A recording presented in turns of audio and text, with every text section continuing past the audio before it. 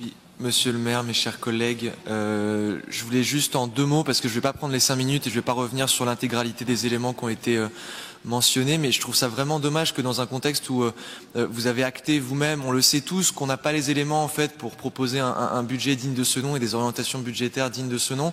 Je ne comprends pas l'entêtement à vouloir avancer sur ces discussions. Au final, vous voyez ce que ça donne. On a un débat hyper tendu, crispé, avec le retour des affiches, Monsieur Escott, l'Union soviétique, les uns les autres, les gilets jaunes. Enfin, je veux dire, voilà, on est en plein dedans, alors que nos concitoyens, eux, attendent de nous, au contraire, une discussion un peu sérieuse, avec des chiffres sérieux et des gens sérieux.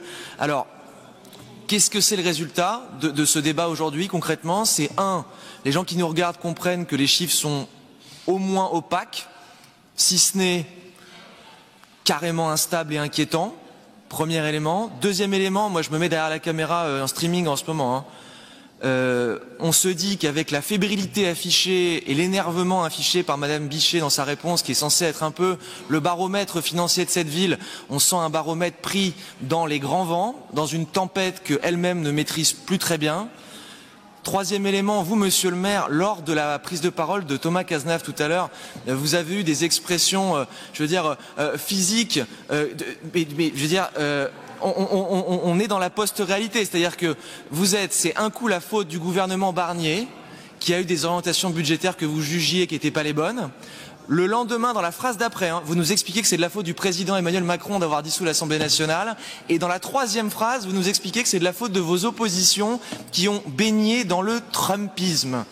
Ce n'est jamais de votre faute. Vous êtes maire de Bordeaux. Les gens qui nous écoutent, ils ont envie d'entendre une seule chose, monsieur le maire, c'est que vous assumez vos responsabilités.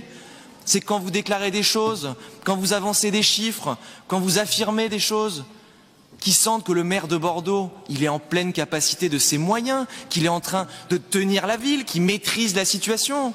Aujourd'hui, l'impression que vous donnez à nos concitoyens et concitoyennes qui nous regardent, c'est que vous ne maîtrisez plus grand-chose. Alors, 3 conseils. La première chose, c'est prenez la juste mesure de votre rôle et de vos responsabilités. Ne vous défaussez pas sur les uns sur les autres. Deuxième chose, cessez les affichages sauvages qui ont été rappelés par mon collègue Thomas Cazenave et dont visiblement Monsieur Escott est déjà nostalgique puisqu'il aimerait bien qu'on recommence les affichages. Mais on reconnaît bien là les techniques de propagande d'un autre temps, du siècle dernier, à l'époque où il y avait un bloc soviétique qui vous plaisait visiblement plutôt bien, Monsieur Escott. Donc, voilà, soyez à la hauteur du siège que vous occupez.